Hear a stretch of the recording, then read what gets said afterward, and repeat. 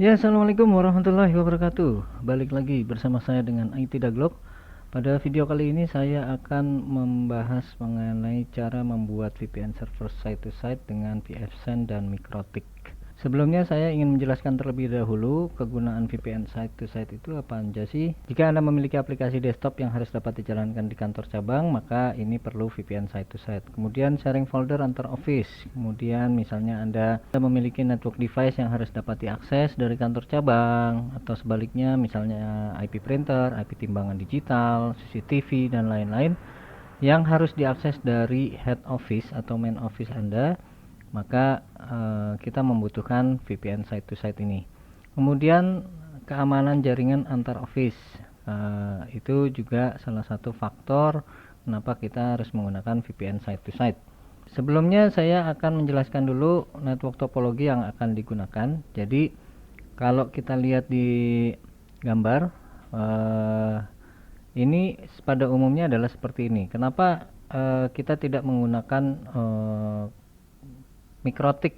Nah, misalnya di head office kita ada router MikroTik, kenapa nggak MikroTiknya aja? Jadi MikroTik ke MikroTik gitu untuk membuat akses VPN site to site. Nah, pada kasus ini saya ingin menjelaskan apabila di kantor Anda di head office menggunakan perangkat selain MikroTik, misalkan Cisco atau yang lainnya, itu kan sayang kalau misalkan tidak digunakan untuk router ya. Terus kemudian kenapa Bang? Kenapa enggak di pfSense-nya aja yang taruh di depan? Ya, sama satu lagi, sama seperti yang sudah saya jelaskan sebelumnya, karena kita ingin memaksimalkan device-device yang sudah ada. Misalkan di head office sudah ada Cisco router, ya kenapa kita nggak gunakan, terus pfSense-nya kita akan install di bawahnya si router tersebut. Oke, lanjut aja, langsung kita lihat untuk install pfSense-nya dulu. Nah, ini asumsi saya Anda sudah mendownload file ISO-nya, kemudian di burning ke CD atau ke USB. Udah dicolok ke server, kita install. Langkah-langkahnya sebenarnya sederhana. Ini tinggal klik next next next next, oke. Nah, paling nanti yang ada penjelasan yang perlu saya jelaskan, makanya ini saya cepetin ya, gitu. Oke, kita lihat di sini masih proses. Ini sudah selesai instalasi, tinggal konfigurasinya. Ini karena saya percepat saja. Nah, di sini should VLAN be set up now, kita pilih N tadi ya. Karena WAN-nya di pfSense ini satu jaringan dengan LAN, makanya kita akan gunakan WAN-nya saja. Untuk LAN-nya kita tidak akan konfigurasi. Tapi nanti IP WAN-nya ini akan kita konfigurasi dengan IP LAN. Sudah sampai di menu. Nah, ini kita akan isi IP WAN-nya. IP WAN-nya adalah 192.168.10.252. Untuk subnet max-nya kita isi 24 atau dia 255.255.255.0. Kemudian IPv6-nya kita enggak, DHCP-nya juga tidak. Oke. Ini sudah selesai. Nah, kita akan beralih ke GUI-nya. Kenapa saya menggunakan pfSense?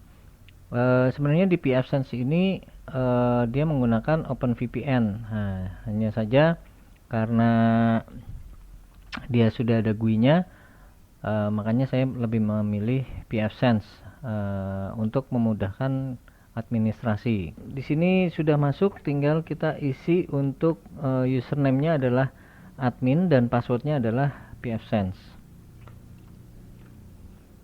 Oke, di sini kita klik next aja. Konfigurasi awal kita isi hostname-nya apa, namanya terserah.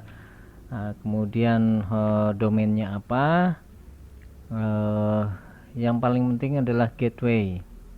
Kita harus isi ya. Oke, gateway-nya kita isi sudah, save.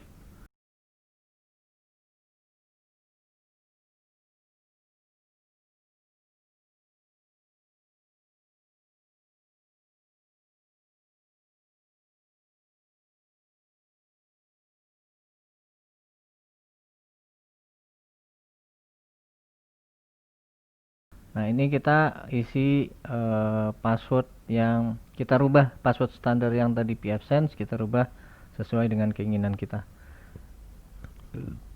Oke, klik accept. Oke, kita sekarang langkah awal untuk membuat OpenVPN adalah membuat sertifikat authority-nya dulu. Sertifikat authority ini nanti akan digunakan oleh sertifikat-sertifikat yang akan kita buat baik untuk servernya maupun untuk kliennya. Nah, ini kita klik ke menu sertifikat. Nah, kita buat sertifikat untuk server dulu. Namanya terserah Anda. Yang paling penting adalah kita pilih tadi untuk CA nya kita menggunakan CA yang sudah kita buat. Yang lain-lainnya kita bisa isi sendiri sesuai dengan keinginan kita. Nah, kemudian langkah kedua adalah pembuatan sertifikat untuk klien. Sertifikat untuk klien ini yang akan kita ekspor ke Mikrotik nantinya. Nah, di Mikrotik nanti kita import. Nah, setelah jadi kita ekspor sertifikat kliennya dan key-nya ya. Nah, file-file itulah yang akan kita ekspor ke Mikrotik. Oke. Kemudian kita akan mengkonfigurasi OpenVPN servernya. Kita klik di menu VPN, kemudian klik OpenVPN server. Kemudian kita klik add. Kemudian pilih protokolnya menggunakan TCP on IPv4 only. Nah, untuk deskripsinya bebas, terserah Anda. Saya di sini menggunakan deskripsi head office VPN.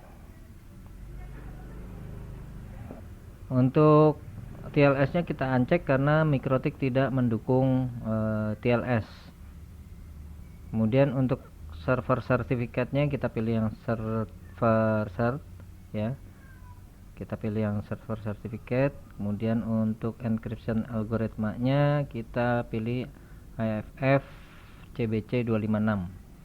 Nah, kemudian yang paling penting juga MD5 karena Mikrotik hanya support MD5 128.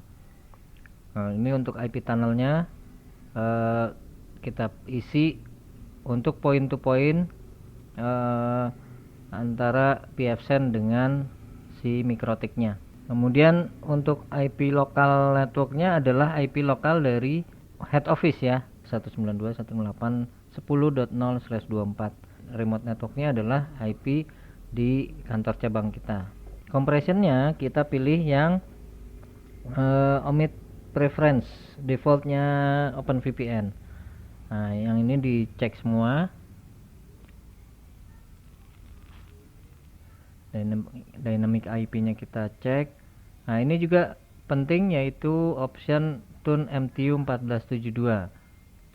Opsi ini penting karena ketika kita mau sharing folder antar head office dengan branch office ya atau kantor cabang. Karena sepengalaman saya tanpa menggunakan option tune MTU 1472 ini, copy file dari head office ke branch office itu akan mengalami kendala. Oke, kita save.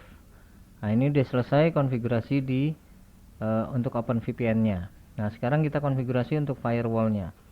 Yang kita perlu tambahkan adalah kita harus mengaccept atau mengizinkan port 1194 yang digunakan oleh OpenVPN server. Cukup destination portnya aja yang kita isi, yang lainnya default. Kemudian kita tambahkan juga untuk firewall dari OpenVPN, ini kita akan accept any atau semua paket dari kantor cabang maupun dari head office ini kita accept. Oke, kalau sudah di apply, oke kita cek lagi OpenVPN. Oke, ini sudah. Ini sudah. Nah, ini yang port yang digunakan oleh OpenVPN ya, 1194. Oke, sekarang kita akan mengkonfigurasi untuk Mikrotik yang ada di kantor cabang. Untuk IP-nya saya mendapatkan IP dari provider adalah 369123.234. Ini IP asal sebenarnya ya, cuman untuk menunjukkan bahwa ini adalah IP public IndiHome misalnya ya. Oke, kita buka dulu Windows Explorer-nya untuk mengcopy klien dan klien sertifikat dan key-nya. Ini kita langsung paste aja. Oh, ini ternyata saya udah bikin. Ini saya hapus dulu supaya nggak bingung ya. Nah, kita copy untuk sertifikat yang dan key yang sudah kita ekspor, kita copy ke Mikrotik. Setelah itu kita akan import sertifikatnya. Certificates kita import, kita pilih file yang tadi, client cert crt dan client cert key.key. Nah, ini kalau udah kt begini berarti udah oke nih, importnya udah benar, udah bagus. Sekarang kita akan konfigurasi untuk default atau profilnya. Nah, ini kita akan isi dengan IP point to point antara pfSense dengan Mikrotiknya. Nah, kalau yang di pfSense-nya itu tadi kita isi 10.10.10.1./30. Nah, yang untuk lokal address-nya 10 di Mikrotik 10.10.10.2 ya tadi ya. Kita lihat sekarang, kita konfigurasi OpenVPN. Nah, ini untuk IP-nya kita connect ke IP public dari si pfSense, si Mikrotiknya. Nah, ini kalau kita lihat di sini IP-nya adalah 203.159.24.58. Nah, IP inilah yang kita konfigurasi ke Mikrotik di kantor cabang. Kemudian untuk portnya kita menggunakan 1194 ya. Usernya boleh apa aja, dan passwordnya kita kosongin. Nah, sertifikat yang penting dan outnya MD5 serta chippernya kita pilih AS256. Nah, ini sudah muncul OpenVPN. Nah, kenapa belum running dia? Karena kita harus membuat destination NAT atau port forwarding supaya ketika ada request ke IP public di router HO ke port 1194, itu kita arahkan ke IP si pfSense yaitu 192.168.10.252 dan portsnya 1194. Nah, sekarang kita coba lihat lagi Mikrotik di kantor cabang. Oh, ternyata sudah running nih. Nah, udah ada R itu berarti sudah running. Kalau kita reload, nah ini statusnya sudah up. Berarti koneksi antara pfSense dengan Mikrotik sudah running. Sekarang kalau kita coba cek ping antara Windows yang ada di head office ke Mikrotiknya, kita ping ke 10.10.10.1, ternyata ini masih error ke 10.10.2, apalagi 10.10.1 ini adalah IP OpenVPN yang di head office ya. Kemudian kalau kita coba traceroute ke IP 192.168.20.254, dimana IP ini adalah IP Mikrotik kantor cabang, ternyata errornya ada di 192.168.10.254, dimana itu adalah IP Mikrotik. Begitu juga kalau kita traceroute ke IP 10.10.2, dimana itu adalah IP point to point, ternyata mentoknya juga sama di 192.168.10.254, dimana ini adalah IP dari Mikrotik atau router di head office. Oke, selanjutnya kita akan coba cek router di head office. Ini kemungkinan karena routingnya, karena dari Windows itu gateway-nya adalah default gateway-nya adalah ke MikroTik atau ke router di head office. Maka kita akan tambahkan network 10.10.10/30, kita akan arahkan ke 192.168.10.252, di mana IP tersebut adalah IP pfSense. Oke. Kemudian kita tambahkan juga untuk IP 192.168.20.0/24, yaitu IP LAN dari kantor cabang kita. Kita arahkan ke 10.10.10.1, ternyata unreachable. Berarti kita harus arahkan juga, kita rubah ke IP pfSense-nya supaya trafficnya itu diarahkan ke pfSense. Nah, ini udah reachable. Oke, sekarang ini kita coba, kita ping dulu. Oke, sekarang IP ke 10.10.10.1 udah oke. Ke 10.10.10.2 nya yang belum. 10.10.10.2 nya masih timeout ya. Kita coba ping ke 20.254 nya sama pastinya, karena untuk IP tunnelnya aja nggak bisa di ping, apalagi IP LAN nya. Sekarang kita coba traceroute langsung ke IP LAN MikroTik di kantor cabang. Kita tunggu. Oke, ini udah masuk ke 10.254 router, terus diarahkan ke 10.252, dimana IP ini adalah IP pfSense. Nah, ternyata mentoknya masih di 10.252. Nah, kemungkinan routing balik dari MikroTik. Jadi dari pfSense udah kirim ke MikroTik kantor cabang, cuman dari kantor cabang itu belum ada routing balik ke pfSense di head office. Kita langsung cek coba ke MikroTik di kantor cabang. Ya, kita lihat di sini ternyata 10.10.30-nya oke. Nah, oke. Ini masalahnya adalah kalau kita lihat ya, kalau kita ping 10.10.10.1-nya udah oke nih sebenarnya nih. Dari kantor cabang bisa ping ke head office. Nah, ini untuk IP LAN-nya yang belum. Kita coba cek dengan traceroute ke IP LAN-nya. Ke IP LAN dari head office-nya. Nah, ini mentoknya, ini ternyata masih diarahkan ke IP public. Oke, kita lihat di sini ternyata ini IP public-nya. Ini dia nih. Masalahnya adalah dia tadi kalau diperhatikan networknya 255 atau /32. Itu kita hapus aja.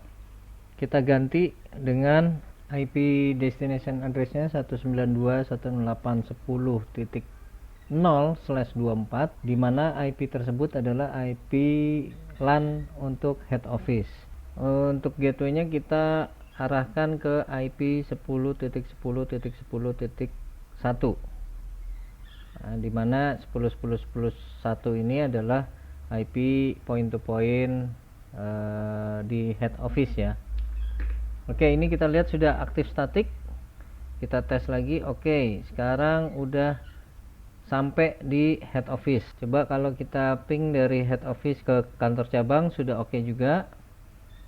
Nah, ini sudah benar. Ini kenapa masalahnya? Oke, kita lihat di sini ya. Saya cek lagi sekali lagi. Kalau kita disable dulu, baru kita enable lagi VPN-nya. Nah, ternyata IP static yang tadi kita buat menjadi disable lagi. Sedangkan dynamic active static-nya yang otomatisnya itu muncul lagi. Ini kenapa? Ini disebabkan dari pfSense-nya yang memberikan IP yang seharusnya /24 tapi diterima oleh MikroTik menjadi /32. Nah, makanya kita hapus saja. Ini di bagian IP local network di pfSense nya kita kosongkan saja, lalu kita save. Kemudian ada satu masalah lagi, ini kalau kita coba untuk disable kemudian kita enable lagi, ini muncul IP dynamic 10.10.10.2 dengan networknya 255.255.255.255 ya. Terus kemudian untuk routingnya juga berubah lagi, sehingga kita tidak bisa menjangkau ke IP di head office gitu ya. Untuk itu kita akan coba membuat sebuah script supaya kita akan menambahkan IP statik secara manual. Nah, ini kita tambahkan IP statiknya dan kemudian kita remove IP dynamicnya. Nah, IP remove nya itu kita akan menggunakan script. Jadi kita akan mencari IP address remove, find network sama dengan yang 255.255.255.255 itu akan kita hapus. Nah, ini hilang ya. Dan kemudian untuk routingnya juga berfungsi kembali. Untuk itu kita akan taruh script tersebut di profile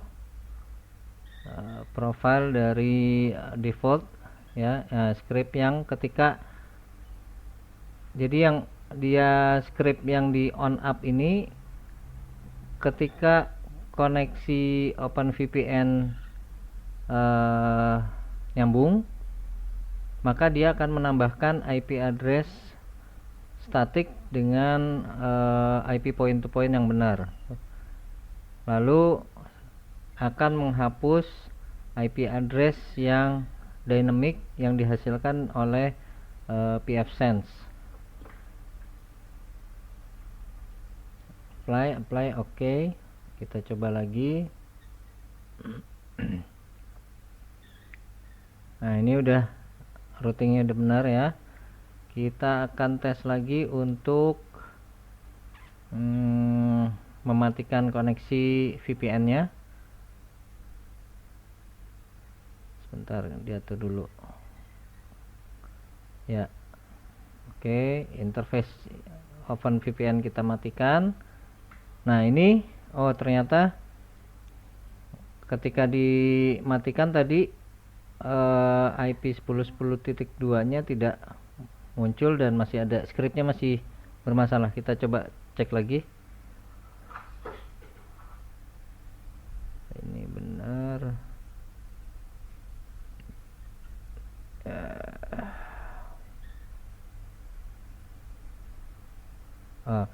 Ini yang kita hapus adalah yang ketika scriptnya mati.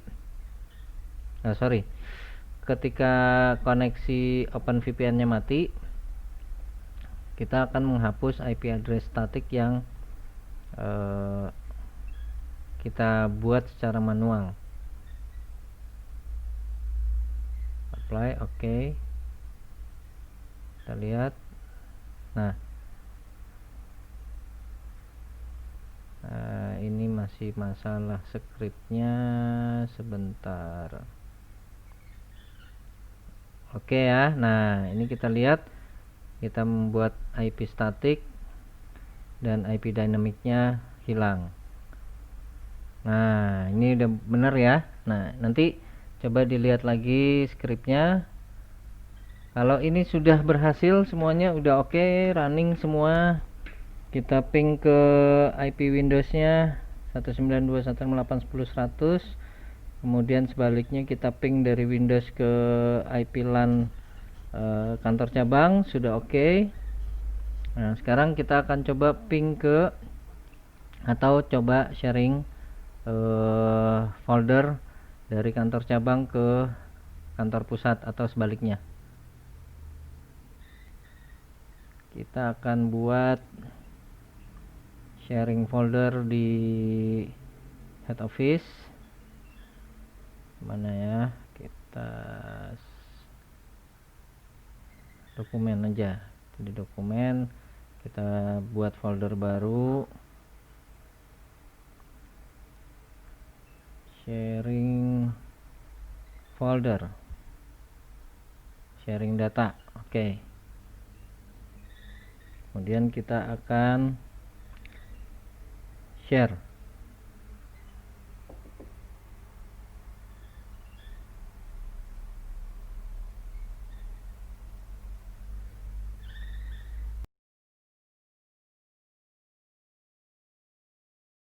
Kita share. Oke.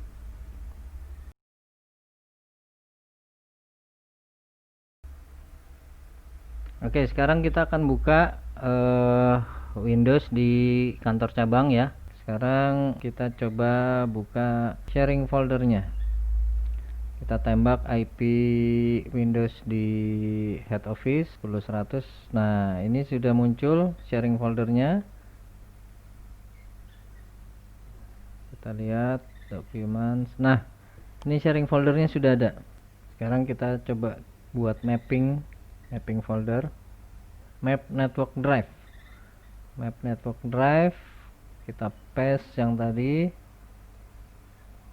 Finish. Oke, sudah muncul. Kita coba copy dari Windows yang di head office ya, atau kantor pusat. Nah, Winbox saja, Winbox ke mana tadi? Sharing data, klik kanan, paste. Oke. Nah, sudah. Kita lihat lagi di Windows kantor cabang. Nah, ini sudah muncul Winboxnya. Jadi copy file dari kantor pusat ke kantor cabang sudah berhasil. Kita copy ke desktop. Oke, demikian tutorial bagaimana cara membuat VPN site to site menggunakan pfSense dan MikroTik. Semoga bermanfaat. Apabila ada pertanyaan, silakan ajukan di kolom komentar. Insya Allah saya akan jawab sebisa saya. Terima kasih sudah menonton video tutorial ini. Assalamualaikum warahmatullahi wabarakatuh, dan see you on next video.